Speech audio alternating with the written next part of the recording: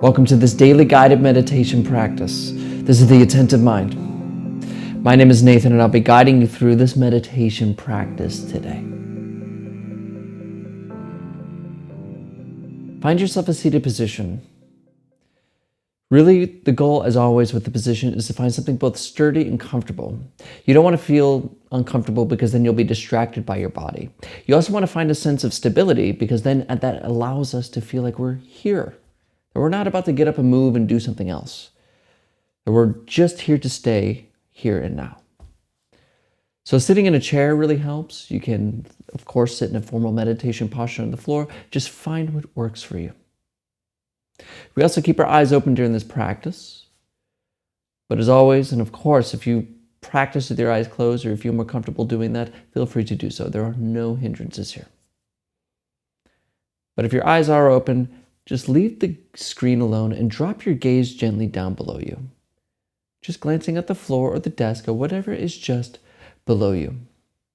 We're not staring or analyzing at a particular spot in the floor, but we're also not zoned out and blurry. We have a gentle gaze directed softly and clearly downwards. You're in a comfortable and sturdy position, and your eyes are either closed or open, eyes and gaze directed downwards.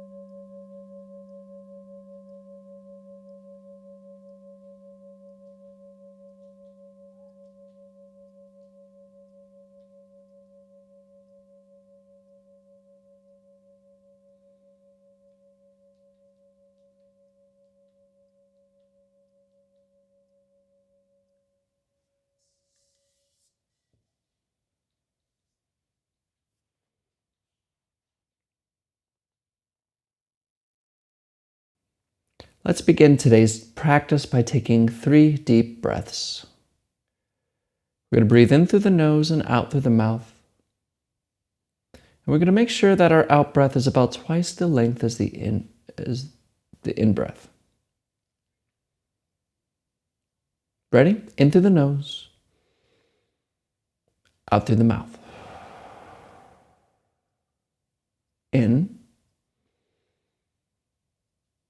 out, in, out. And let's do an extra one. In and out. Excellent.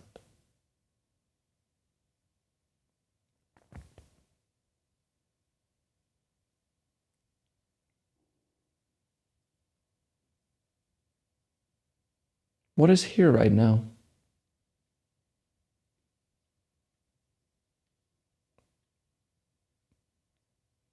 I'm not asking you to think about it. In other words, talk to yourself about what you see and hear and taste and smell. Just experience what is here right now.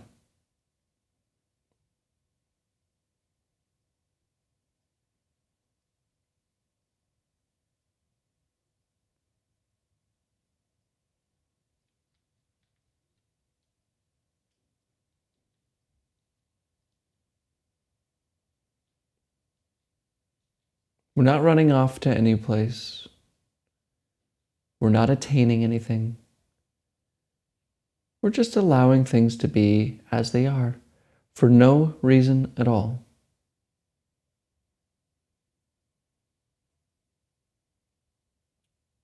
Just simply resting and allowing this moment to be just as it is, without struggling.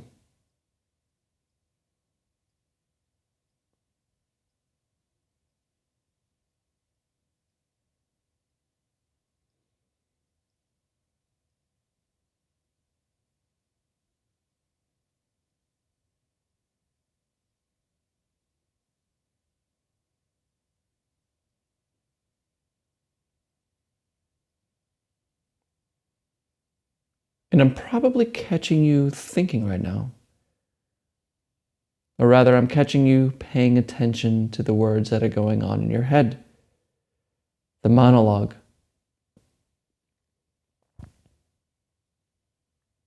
And notice how when you are thinking or lost in thought, the present moment and our subsequent allowing the moment is lost to us.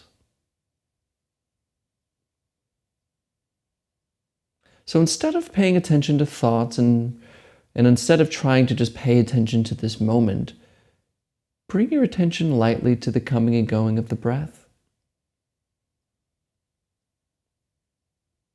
Noticing the gentle rhythm and the sensations each breath carries in the body. Stay with the breath and leave thinking alone.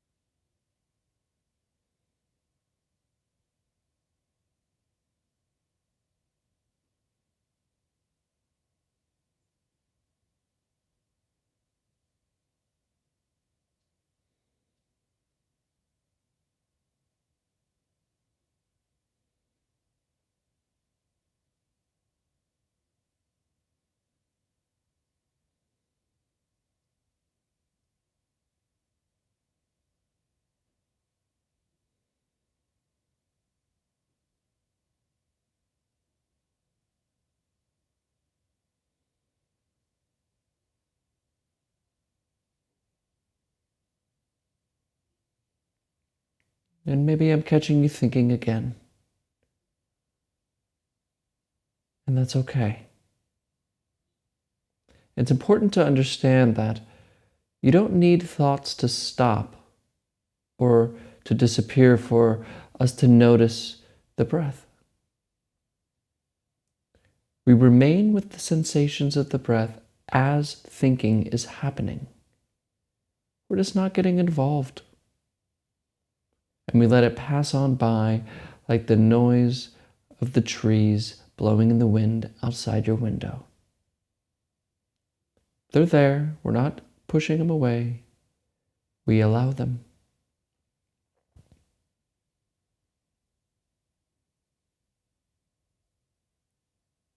Just let your thoughts run. Let your mind think whatever it wants to. Your only task, which is a light task, is to gently remain with breathing, rising and falling.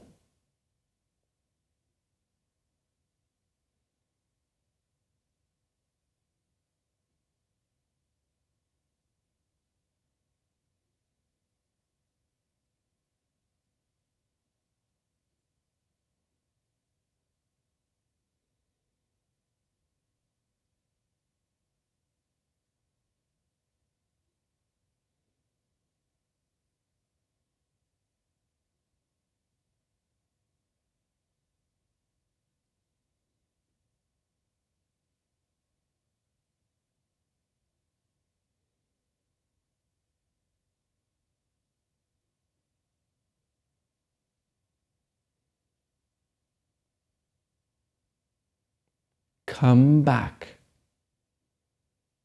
Come back to breathing.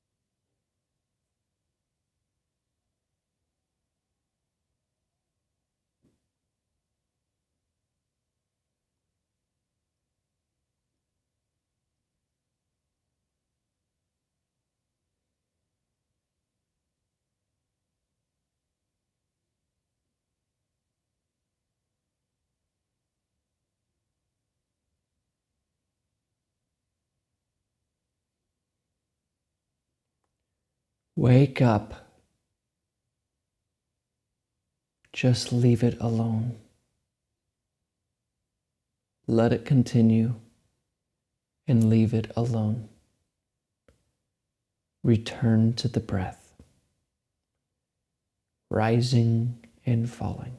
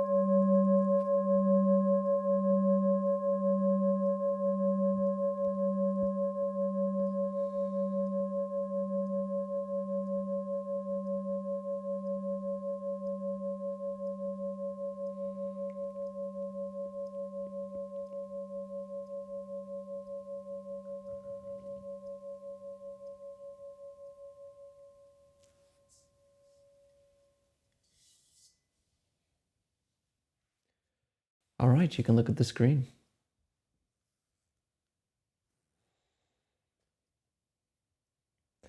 How many problems do you have right now? If you were asking me, I could give you a list.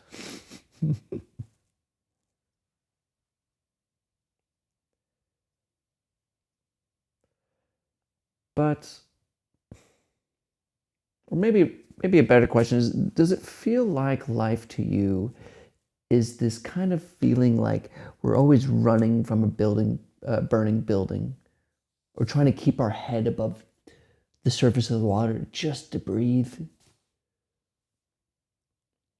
That the list of things that stack up that we need to accomplish grows longer and longer and longer. And when you think that you've gotten somewhere and everything's kind of good for a second, boom, out of left field, something happens. And then the crap just stacks up right at the perfect time. That's why people say things always happen in threes. And it really feels that way. But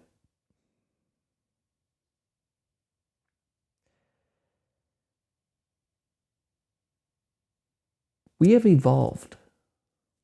I say this a lot, but I think I need to say this more and more often, or to get this really clear, is that your brain is the same brain, the same evolutionary organism you are, as our ancestry 100,000 years ago, maybe 200,000 years ago.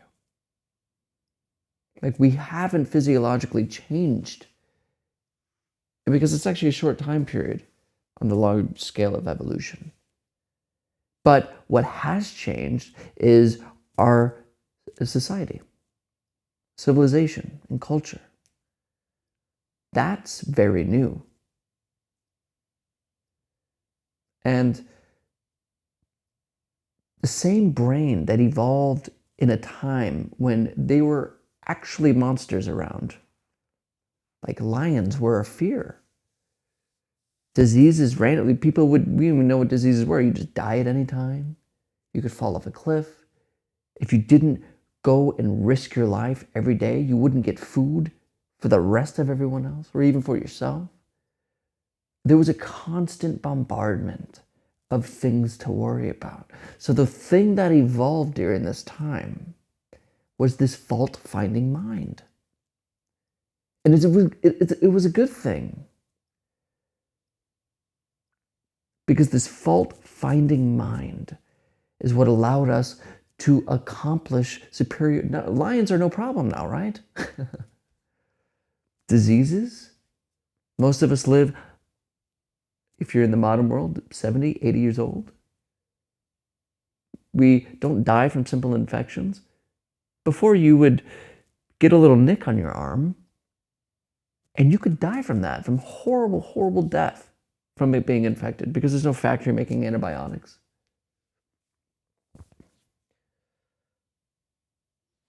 But yet, a lot of us just feel very, very frustrated. Problems all the time. But it's this fault-finding mind. It's thinking. Thinking will look for a problem when there isn't one. So be careful of this. What this practice does for us is allows us to see that clearly, not as an idea and a concept to work with, but rather a direct experience of our experience, and not being wrapped up in thinking, but seeing thoughts as they are. Then we can recognize, oh, you don't even have to name them. You could just see the fault-finding mind happening, the anxiety mind happening, the depressed mind happening. You see it. And when you can see it, you notice that it's not you.